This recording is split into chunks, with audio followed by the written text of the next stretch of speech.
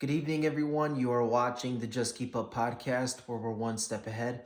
I'm Kurt Johnson. This is Pete Zindros. We're excited to be back to you guys here on this Sports Monday, guys. It's going to be a great show, guys. We have a lot to talk about, lots to get into. It's going to be a pretty big show, bro. As you guys can see, I'm back, guys. Yeah, Kurt is back, part two. Part two, guys. Part two. Yeah, man. As you guys know, man, it's been a pretty rough week for me, but I'm back, man. I'm back. All right, guys. We're gonna get into it. We have a great show planned for you guys today. Lots to talk about. Lots to get into. It's gonna be a pretty big show, bro. Our featured story tonight, guys. We're gonna be talking all about how the Chiefs' undefeated streak is over. They've won 15 games straight. Leading back into last season. They were 9-0 on the year this year, and they suffered their first defeat to the Buffalo Bills. So that's going to be our big featured story tonight. In addition to that, we're going to be talking about the Ravens and Steelers. That was a really big game for them. And then we're also going to be talking about the Lions. They're now 9-1. And I mean, they look just as good as you could look, honestly, through the first 10 weeks of football. So they look really good. And then for the second half of the show, guys, we're going to talk about how the Cleveland Cavaliers, off to their insane start. They're 15-0. So we're going to be talking about are they legit? What's going on with them, etc. And then the last topic of the show, we're going to talk about how Golden State is 10-2 and they're first in the West.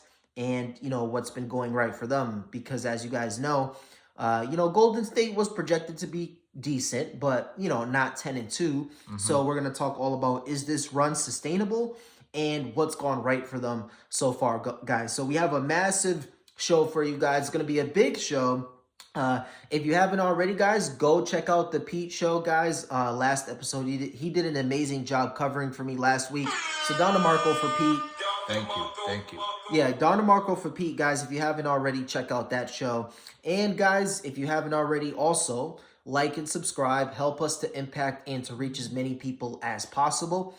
In addition to that, guys, follow us on Rumble, guys. Rumble.com, Just Keep Up Podcast. Follow us there on Rumble to get a notification every time we post. We're actually going to be going there right after this. So check us out there, guys. But enough of that. I want to get into the show. I want to jump right into our featured story. So the Kansas City Chiefs were undefeated on the year at 9-0. They were 15-0 dating back to last year. They won 15 straight games. Obviously, they won the Super Bowl last year. They're defending champs, 9-0 this year. Game against Buffalo, big game. It's probably going to be the biggest game of the year. Hyped up as it's supposed to be.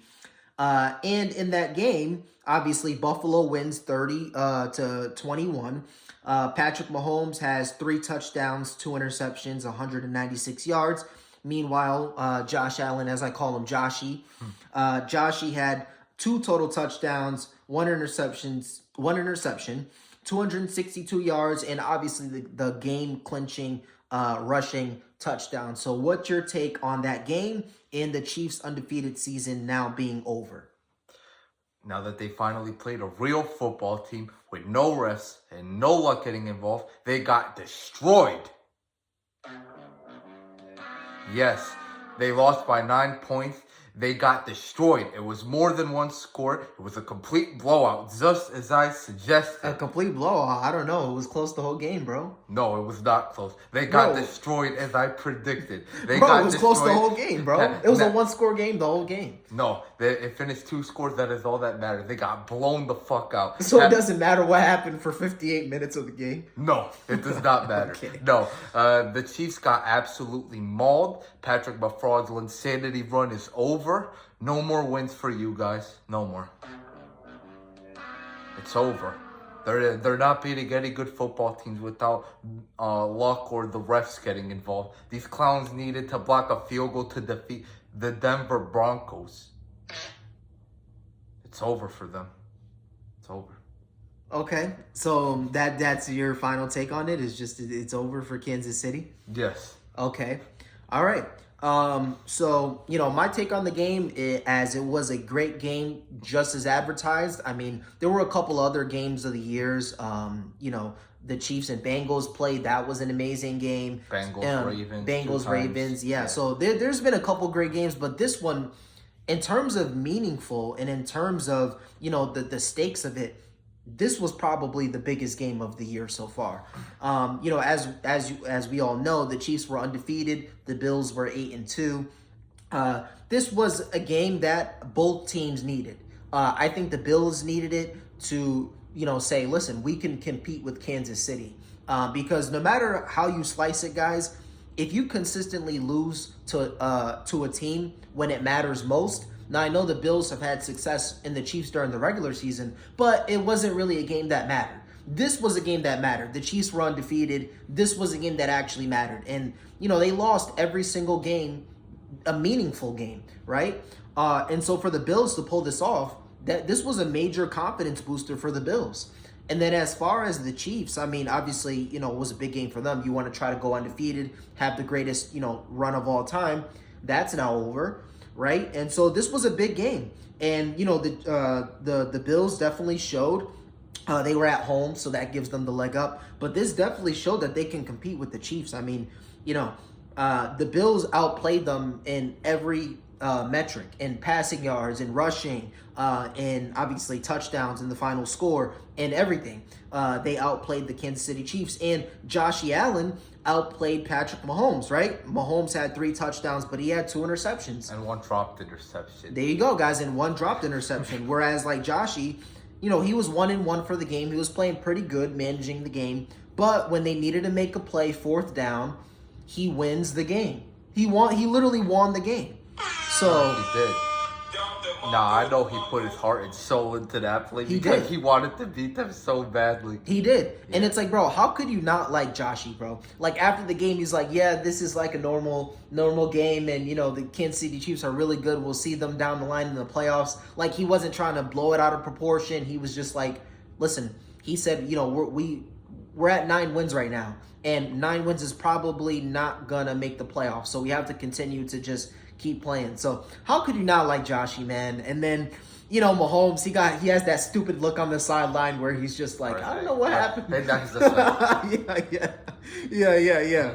So, but yeah, I mean, it was a great game, contender for game of the year. And, I loved what I seen from the Bills. And I mean, it was a matter of time before the Kansas City Chiefs lost playing this type of football where it's not clean, it's sloppy. Patrick Mahomes, this is his 5th game that he's had an interception in the first quarter. Okay, so this season. So you played 10 games, and half of those games you have an interception in the first quarter. And in 8 of those games, you're trailing. So, I mean, like, bro, you're bound to lose some of these games where you're not starting off good, you're sloppy, turnovers, penalties. And then on top of it, as you mentioned, the Chiefs last game, they should have lost that game if it wasn't for, a blocked field goal from 36 yards to beat the Broncos, right? So they would have lost last game. So it's only a matter of time before you keep playing with fire, before you get burned, right? And so that's what we saw with Kansas City. But am I worried about Kansas City? Like, am I like, bro, they're in trouble now, like you? No, I don't think so. I think, if anything, I think it kind of helps the Chiefs that they lost. So now the undefeated season is off their minds. They can go back and take a hard look at the tape and say, we lost the game. They were winning all these games, so it's kind of hard to, keep up your intensity and your tenacity towards the game if you're just winning all the time. You're not even playing your best football and you're just still winning. It's like, what's the point? We don't really need to practice that hard. We're going to win anyways. So the fact that you lost, it's kind of like a reality check. So this could help the Chiefs down the road, give them a little bit of motivation. So I think this will do more good than harm for the Chiefs. But they definitely need to take a hard look at what they're doing because it was only a matter of time before they lost playing the brand of football that they were playing. I knew they were cooked ever since week 1 when Travis Kelce came out and looked like a lineman playing tight end. I knew they were cooked ever since that day, and I was right. And it will be proven right within the next 2 months. Wrong. Wrong. But I mean, listen, man, we'll see. I think both of these teams, I think this is probably going to be either a divisional round or an AFC championship, depending on where the seeding is, because the Steelers are right there as well, which we'll talk about a little later. But yeah, I mean, this is going to be our one, our two, or our one and our three, or our two and our three, however you want to say it. And I mean, we're in for it. It's going to be good. It's going to be good.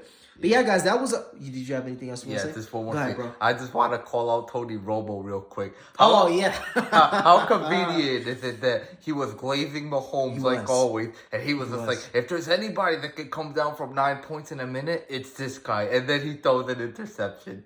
Yeah, I mean, he even said, he was like, listen, it's 4th down and 9, but if that guy's still walking, I don't like our chances. You know what I mean? Like, he's just kind of like, the Bills gotta worry here.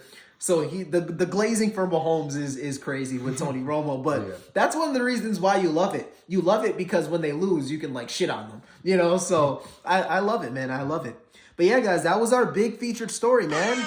So the Bills moved to 9-2. The Chiefs are now 9-1. So we're going to see these teams down the road 100%. But I want to move on. I want to get into our next game. It was the Ravens and the Steelers. The Steelers beat the Ravens 18-16 at home. The Steelers move up to 8-2, and the Ravens drop to 7-4. What's your take on that game and those two teams? Big win for the Steelers because those divisional games always matter. This was the first one. They still have another one to go, so it's not over for the Ravens to completely take the division. But it's always good to take the series lead. I mean, they're 2 wins ahead of the Ravens now. That's always good to see. I mean, the Ravens are going to make it in regardless. We just don't know if they're going to make it in with the first round bye or potentially even at the top 4 seed, because currently it's looking like the Steelers are most likely going to win the division. But I do want to say one thing. Justin Fields was in the game towards the end. Russell Wilson actually got benched for playing bad. Like, he had an interception. He got sacked 5 times. His awareness was bad. He just wasn't playing very good football overall. So they benched him. I don't know if this is going to be the decision moving forward, but he was pretty bad. I mean, the Steelers won kicking 6 field goals. Like, they didn't even score a touchdown. Yep. Yeah. So you kind of got to question, like, is Russell Wilson the answer moving forward? Yeah, and just to clarify before there's some backlash, and then I want to also go into to clarify. Okay. Yeah, just to clarify, guys. So if you want to call it Russell Wilson got benched, you could. But they did only take Russell Wilson out because they wanted to convert down the stretch, and they had to run out the clock. And so they wanted to use Justin Fields as like a legs guy. So that way it's a dual threat where it's like, is Justin Fields going to run it or is the running back going to run it? Just to give them a little more options. And then they have ran that a couple of times with Justin Fields. Now, not as much down the stretch in a game that happened in the Ravens game, but they have done that in the past. But that is something to worry about where, you don't score a touchdown all game long. And if you want to go with the better quarterback, that's up for debate, I would say. So that's definitely a story to keep an eye on. But my take on the game is like, I don't think anyone expected the Steelers to be 8-2. I mean, especially with, Russell Wilson being out the first 4 or 5 weeks, you go with Justin Fields and then you switch and then now you go with Russell Wilson and, they really don't have, I mean, I guess you could say they have a number 1 in Pickens, but like, he's so like, this guy's a head case, bro. I'm not gonna lie. Like, he's a head case. Nah, he's not a 1. He's a 200%. Yeah, there you go. I mean, some people, you could argue it. It's debatable, but is he even going to be available? I mean, we don't know. We saw he got suspended, I think, a game, and he was fined and all this other stuff for doing his antics. When the game is over, he's pulling other people's face masks off. He's freaking getting into fights with other teams. Like, it's bad, and it's like every game he's getting into it. I'm surprised Mike Tomlin doesn't like have a hold of him. So that's pretty strange. But the Steelers are 8-2. Are they pretenders? I don't know. The defense is for real. Obviously, it's for real every year. But do I think they can win in the playoffs? No. Because I do think it's going to come down to, the quarterback making a couple of plays. And I don't trust Russell Wilson. I don't trust Justin Fields, but I really don't trust Russell Wilson to make that play. So, and then as far as the Ravens, I mean, this is a game that they needed to win, bro. I mean, people a couple of weeks ago were talking about them being the best team in football. I think those questions or those statements now are kind of being retracted now. They're 7-4. There's some days where they look like the best team in football, and then there's other days where they look really average. And if you guys notice, what it comes down to is when the Ravens run the football 20 plus times, they're like undefeated on the year, or they have one loss on the year when they run the ball 20 or more times. When they don't, those are where the 4 losses comes in. So it's very simple. Feed Derrick Henry. I mean, it was a couple games into the year where Harborough goes, we didn't get Derrick Henry to rush for 20 times a game. But when you rush for 20 times a game, you win the game. So there's a formula. There's a formula. So it's like, bro, you're a run and pound team. So that's what they need to do. And don't get me wrong, Lamar Jackson can throw it, but if you have Derrick Henry back there and you have Lamar Jackson, you can use him as a dual threat. Your bread and butter needs to be running that football and chewing up the clock. So, they have to look in the mirror. I don't know why they don't want to play like this, but they need to run and pound. You can make the argument they probably would have been Super Bowl champions if they had done that last year before they got Derrick Henry. So they lost the AFC Championship game because they passed the ball too much. So yeah, they have to get their identity back. But yeah, do I think the Steelers are pretenders? No, I don't. I think they're for real. But I think when it comes to the playoffs, they're going to need their quarterback to make 1 or 2 throws. I don't trust Justin Fields, and I really don't trust Russell Wilson. And then as far as the Ravens go, they need to find their identity. But yeah, do you have anything with that game? Anything else? Okay. No. So I want to move on, guys. I want to get into our last topic for football. I want to talk all about the Detroit Lions, guys. They won their game again. They beat the Jaguars. They won 52-6, another 50-point game. This is their fifth 40-point game or higher this year. Mind you, they have 2 30-point games as well. But they have 5 40-point games or above, and they have 2 50-point games. They have been going absolutely insane. Jared Goff's stats in their last game, 4 touchdowns, no picks, 412 yards, and a quarterback rating of 158.2. Perfect quarterback rating. This is the 3rd time this year Jared Goff has had a perfect quarterback rating in a game. So let's give a Don DeMarco for the Lions, bro. What's your take on the Lions, Jared Goff? What's going right with the Lions? What the hell's going on? I actually talked about this on Friday when I did the show alone. I gave my mid-season Super Bowl prediction. I said the Ravens and the Lions. So, yeah. Oh, you agree with me? Okay. Yeah, I think the Lions are undisputedly the best team in the NFC right now. Their offense looks incredible. Mind you, they dropped 52 points and Sam Laporta didn't even play. They're just like, you know what? He's one of the best tight ends in the game. It don't matter. We still got Amon-Ra St. Brown. We have Jameson Williams. And we have Montgomery and Gibbs. So it don't even matter. Man, this is all I'm going to say. That offensive coordinator might just be the next Kyle Shanahan. It's Ben Johnson, by the way, guys. Because if you think about it, this is exactly how Shanahan started off. He started off as this genius offensive coordinator who worked his way onto a roster where he could be the head coach, and he made the team a Super Bowl contender. That might be the case for this guy because he's got them looking freaking incredible. And Jared Goff, like, don't get me wrong, like, he's a solid quarterback, but he got him playing like Matt Ryan in 2016, literally how Shanahan did. So that's freaking incredible, man. Like, that guy, I'm telling you, if he gets a head coaching job, he's gonna be an all-time great.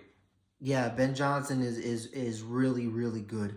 But I want to talk a little bit about the Lions, man, because, and we've never seen anything like this. I mean, Jared Goff is not a top 10 quarterback without being on this Lions team. He's not. With being on the Lions, he is, and I mentioned this a couple weeks ago, he is the MVP. And, we could go back and forth on this. We can make this into a show next time if you want, but he is my MVP. I mean, we've never seen anything like it. There has never been a quarterback in NFL history that had more than 2 perfect quarterback ratings in a game in one season. Jared Goff has 3 already. And I mean, bro, like, it's just like remarkable. They have the best, undisputedly, the best offensive line in football. It's not close. They have probably a top 1 or 2 center. They have a top, probably the best right tackle in football. And they have a good left guard. They have a good left tackle. They have the best offensive line in football, undisputedly. These guys are catching passes. Okay, so bro, their offensive line is off the charts, and that's the secret ingredient. Because if you have a great offensive line that can pass block and can run block, now you give Jared Goff all the time in the world to make throws, and you let Jahmyr Gibbs and David Montgomery, you give them rushing lanes. Like, this is crazy. I mean, we've never seen anything like this. How good this team is, how together they are. You guys have seen it. Dan Campbell's speeches after the game. Every game he gives like a heartfelt speech after the game to ramp his guys up. I mean, bro, this is a team that stayed together. Mind you guys, this is a team that probably lost their best player last month in Aiden Hutchinson. And you don't even see a difference. I mean, you really don't. Like, not even in the defensive numbers, you don't see it. And obviously in the offensive numbers, you don't see it. So it's like he didn't even get hurt the way that they're playing. So yeah, I mean, Jared Goff is the MVP. He's going to win the MVP, guys. The Lions are probably not going to lose for the rest of the year. They'll probably maybe lose one game, maybe. Bro, to put it into perspective, guys, and if you're like, well, you're just overhyping the Lions, they'll lose at some point, Jared Goff will play bad. Well, Jared Goff did play bad in their last game. He threw 5 interceptions, and they still won the game. Bro, he literally threw 5 picks, and they still won the game. And mind you, that's not something you expect to happen again. So, bro, that's never gonna happen again. And that's what I'm saying. And they still won the game. So it's like, so it's like, bro, if they didn't even lose when their quarterback threw 5 picks, it's like, how the hell do you expect them to lose anything? Yeah, bro. Like they're not gonna lose. And I would argue Jared Goff is gonna have. He has a higher likelihood of having another perfect quarterback rating game than he does having a 5-pick game. Okay, so that just goes to show you how amazing Jared Goff has been playing, how amazing the Lions have been playing. I think they're going to the Super Bowl. I think they're going to the Super Bowl, so and I think Jared Goff is the MVP. I think everyone else that was in discussion, they took a step back. If you look at Joshy from the Bills, Joshy's game took a dip. It took a step. He's threw 5 picks in the last 4 games. So it has, now 6 picks in the last 6 games. So it's gone down a little bit, but they're winning. However, Joshy doesn't have these stats, bro. I mean, Jared Goff has been going off. And so I really don't see Lamar Jackson has the stats, but they're 7-4. And they have a tough, road ahead of them. There's 6 games left. They'll probably go 4-2, but that's 6 losses. Are you really going to give it to Lamar over Jared Goff, who's probably going to have 2 losses? You can't give it to him. You got to give it to Jared Goff, bro. So I think it's a 2-man race at this point, and you're not going to give it to Mahomes because his numbers don't bear it out. So I think it's a 2-man race between Joshy and Jared Goff. I think it's a 2-man race, whoever has the better record. And right now, it looks like the Lions are going to have it. So, but yeah, guys, that's our take on the Lions, man.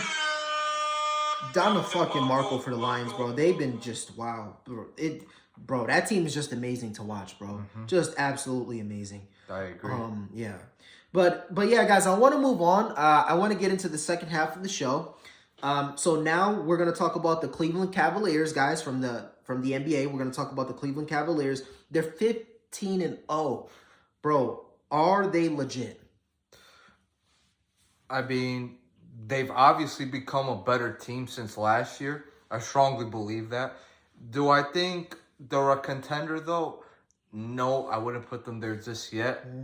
Personally, I don't think they're better than the Celtics or the Knicks as of right now. I do think they're the 3rd best team in the East, though, like 100%. Philly can get the fuck out of here, bro. Joel Embiid is the second softest player of all time. Paul George can't stay healthy. Their depth is bad.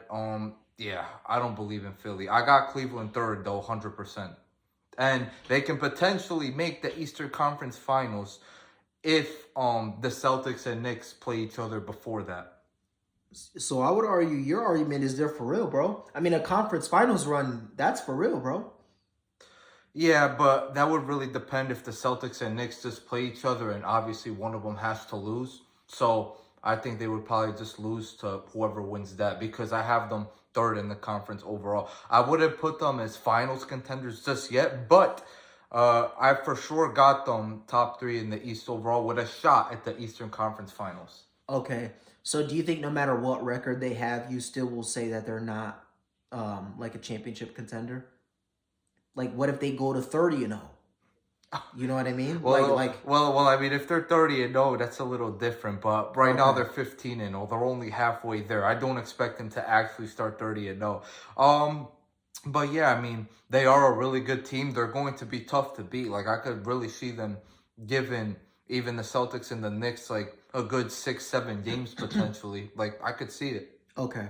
So, I mean, as you guys know, I'm pretty consistent when it comes to me thinking is a team championship contenders, whether it be for basketball or for football. I don't look at the record. I look at personnel. And that's in everything. In politics, in life, in sports. You have to look at personnel to judge, the character and how far an individual or a team or a party can go. And I don't think the Cavs are legit. And the reason why I say that is because they don't have, when you step on the other side of the court, especially in the playoffs, if you can't look at your guy and say, my guy is better than the other team's guy, you're probably not going to win. That's just the way that basketball goes, unfortunately. If you look at all the NBA finals mostly, if your player can't look at the other side and say, I'm just as good or better, you typically don't win. Now, are there exceptions to the rules? Sure. The Boston Celtics, etc. There is some exceptions to the rule. But for the most part, typically it's going to be a top 5 player in the NBA winning a championship. Or for football, obviously we've gotten, Mahomes the last couple of years. Sometimes you get a team to go in there and win. But for the most part, it's a top 5 quarterback or a top 5 player who's on a good team that typically wins the championship. And do I think the Cleveland Cavaliers have that? Of course not. Now, I do think they can give teams trouble just because they are so dominant on defense, bro. Like, they are so dominant on defense.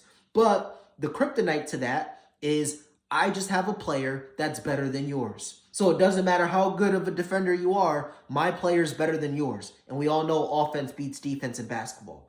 And so that's what I think it'll come down to. So do I think the Cavs are for real? No. They can go 82-0, and I'll have the same exact opinion. Wow. Because when it comes to the playoffs, it matters about personnel. And do I think you can look at the other side and go, yeah, our guys could stop that player? I'm going to go with no. I don't even think they can beat like a team, for example, say they went to the finals and they went up against Dallas. Dallas is not even in the playoffs right now in the West. And I don't think I would pick them over Dallas. And Dallas isn't even in the playoffs right now in the West.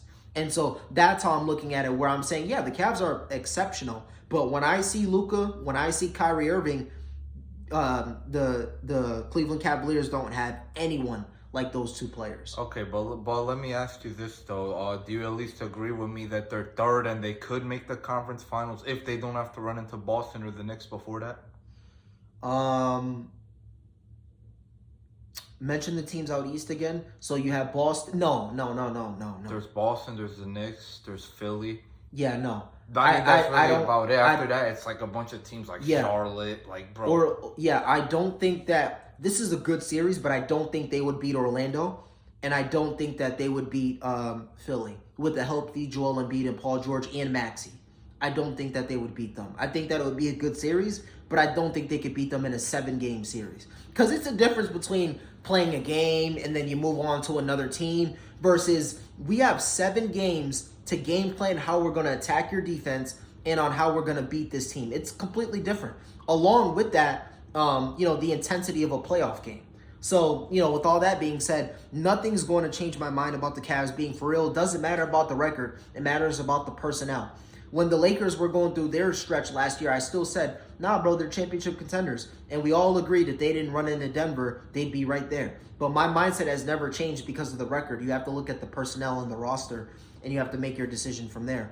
The same way I felt for football about the Jets, same way I feel for football about the Bengals, Like, it matters about the personnel and it matters about who you have. And whenever you have those guys, you have a chance. Now, sometimes just not your year, sometimes just not your game or whatever, but typically when you have good personnel, that outshines the rest in the end. I would probably say, yeah, I think they're better than Orlando. I think they would beat them. And then, as far as Philly goes, I don't think they're going to beat them because these guys clearly just don't care. Joel Embiid just plays whenever he feels like it now. Paul George, we don't even know if he's going to be healthy going into the playoffs. And even if he is, he's not really the player he once was. Like, he's still pretty good, don't get me wrong, but he's no longer the guy that's going to get you a guaranteed 25 a game with elite defense. Like, Bro, playoff P, bro. yeah, that's even worse. But yeah, I mean, he's no longer the guy you could really rely on to get you 25 a game with elite defense consistently. And then you just have Tyrese Maxey pretty much. Their depth is pretty bad overall. They're not going to have much chemistry overall because Joel Embiid is only playing whenever he feels like it, and Paul George can't stay healthy. Nah, like, I just don't see them being able to beat a Cleveland team that's looking this good, even though Joel Embiid is better than anyone the Cavs have. Well, you have to remember, bro, the playoffs started 6 months. So, we have to see how they look in 6 months from now. That's why I said, bro, I don't so much focus on that. I focus on the personnel and the team that they have. They're a good team, bro. I mean, the younger teams are going to win a lot of games, bro. I don't know if any of you guys know this, but the Rockets are 4th in the West. So, bro, I mean, these younger teams are going to get off to good starts, bro. The Rockets, I believe, are 9-4. Okay, do we think they're going to keep up on this pace? Of course not. But, you typically start to see the older veteran teams catch on at the end of the year. Even if Golden State loses the next 4 or 5 games, that won't change my position on Golden State, which we're going to talk about right now, actually. But yeah, that's my final take on the Cavs, man. Like, they're a good team, but they're not for real. It doesn't matter the record. You have to look at the personnel in the roster, and I just don't trust this roster in the playoffs. Yeah, but I want to move on. I want to get into our final take here is the Golden State Warriors. They're 10-2. As you know, I mean, we expected them to be a pretty good team, but not 10-2. So what's your take on Golden State? What's going right for them, and how far do you think they can go? Honestly, looking at the West, I don't think they're championship contenders. I think overall they're a pretty good team, better than we expected. Even last year, they weren't the worst team in the world. Like, they actually went 47-35, and they were 10th seed. Like, they really just got nowhere just because of how good their conference was. So it's not like they were bad last season, but they pretty much have the same team as last year. The only difference is instead of Klay Thompson, they have Buddy Hield now.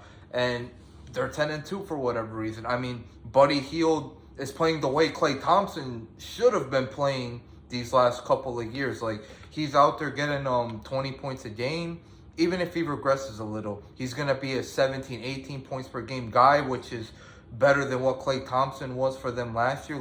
Like Steph is getting some of the help he needs offensively that he did not have last season. Their problem was not defensively last season. The problem was clearly the offense. Like, if Steph wasn't on the court or Steph wasn't, playing with the ball in his hands, they just couldn't score the basketball. They were good defensively. All the statistics back them up there. The problem was clearly offense. And in this league, if you don't have offense, you're not going to get anywhere. This year, though, they have a pretty good offense. Not the greatest offense, but pretty good. They have just enough, to potentially be maybe a top 5 overall team in the West, maybe, but I'm not going to say they're a contender, though. Okay. So, yeah, I think that Golden State is an absolute contender. And I think that for one reason. And his name starts with an S. Okay. Steph Curry? No. Steve Kerr. Oh, brother. Okay? Yes. Steve Kerr. That's the reason why. No, it's Steph Curry. But it is Steve Kerr is a fantastic coach. I mean, it's undeniable. It doesn't matter what roster you give him. It doesn't matter who's out on the floor. It could be Steph Curry and a bunch of bums. He's going to put together a good system for Steph Curry to flourish and for the role players to flourish as well. And so shout out to Steve Kerr. But as far as what's going right for Golden State, I mean, Obviously, Buddy Hield has taken the place of Klay Thompson, and he's been balling. But what the real difference is from this year compared to last year is the younger guys are stepping up, and they're playing smaller because they could afford it because they're stepping up. Whether it be Kuminga or Moody, like these guys are really stepping up and contributing, which allows Golden State to play more of their brand of basketball. Last year, these guys weren't stepping up, so they had to go bigger. So they were playing, Looney a lot, and he doesn't really fit well with what Golden State really wants to do. They only want to play Looney if the rest of the guys suck. If they're like, at least we'll put Looney in for boards. But, what they really want to do is fast-paced basketball, move the ball, share the ball, and they can do that when these young players are actually hooping. And so, Moody's been playing decent. Kuminga has been playing his role. Buddy Hield has been playing the Klay Thompson role. And in that Golden State offense, you're going to score, right? And so that's what we see with that. So I think they're absolute contenders because they have Steph Curry. I mean, we saw it in 2022. No one expected them to win the championship, but they win because of Steph Curry, because of the system. They go on to win the championship. So they're absolute contenders until the wheels fall off of Steph Curry's body. Yeah, guys, but I want to move on. I want to get to the end of the show, guys. It was a big show. Don DeMarco for us, man. We're back. We're fucking back, man. All right, guys. It was a big show, though. We went over our featured story, which was the Chiefs finally lost, guys. They were on a 15-game winning streak. They were 9-0 on the year. They finally took an L to the Buffalo Bills. We went over the Ravens versus Steelers. We went over the Lions and how good they've been playing. And then the back night of the show, we went over the Cavs being 15-0 and then Golden State being 10-2. But yeah, guys, I want to move on. I want to get to the end of the show. I hope you guys enjoyed. If you haven't already, guys, please like and subscribe. Help us to impact and to reach as many people as possible. With in addition to that, guys, go check us out on Rumble, guys. Rumble.com, Just Keep Up Podcast. We are there. We are actually going to head there right now, guys. So go give us a follow there. And then, guys, check out the Pete Show as well. He did an amazing job without me, Don DeMarco, for Pete one more time. Thank you. Amazing job there, guys. But yeah, guys, other than that, we'll talk to you guys on Wednesday. We're going to have a big show. It's going to be Casual Wednesday, guys. So we're going to have a big topic for you guys. So stay tuned for that. Do you have anything before we end the show? Mm-mm. All right, guys. We'll talk to you guys again on Wednesday. All right, guys. Peace.